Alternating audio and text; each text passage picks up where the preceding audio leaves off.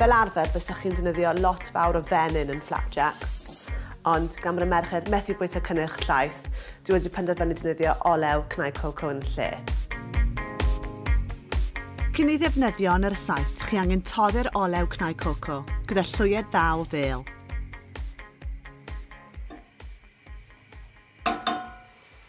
Dwi hefyd wedi tostio cnau almonds. Jyst mynd i torri nhw lan chydig bach.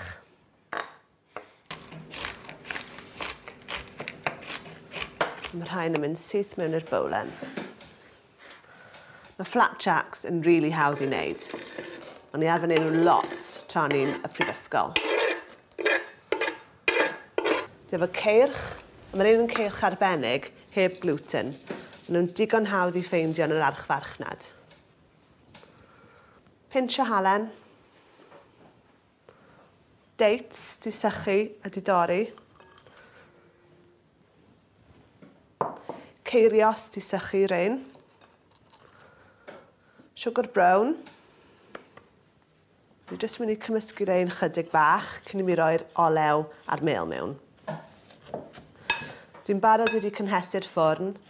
Mae'r tin wedi cael ei leinio efo papur, felly unwaith bydd y hylif twym mewn efo'r ceirch, a bod e yn y tin allai fe mynd syth mewn i'r ffwrn.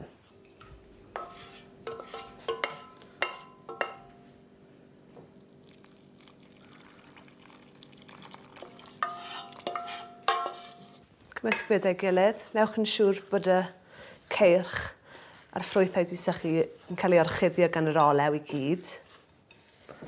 Yn union fel bysach chi'n gwneud Flapjacks arferol, a maen nhw'n blasu union yr un peth.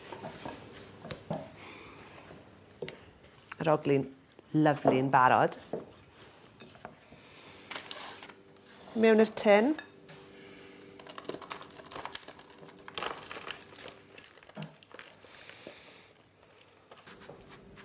Yna gwasgwch e mewn i'r corneli. Fe allwch chi roi unrhyw ffrwyth mewn, unrhyw cnau, ond dwi wedi dewis i defnyddio'r dates, a'r ceirios, a'r almonds. Gan bod fi'n meddwl bod nhw'n blasu neis da'i gilydd. Dyna ni. Nawr mewn i'r ffwrn.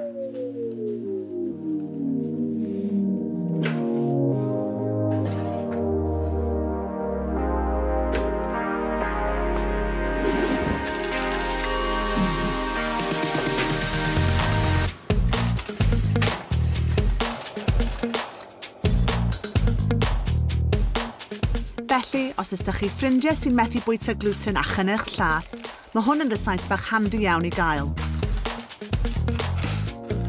Newn nhw gadw hyd at 5 diwrnod, ond dyn nhw byth yn para mor hir yn adau fi a merched y côr o gwmpas.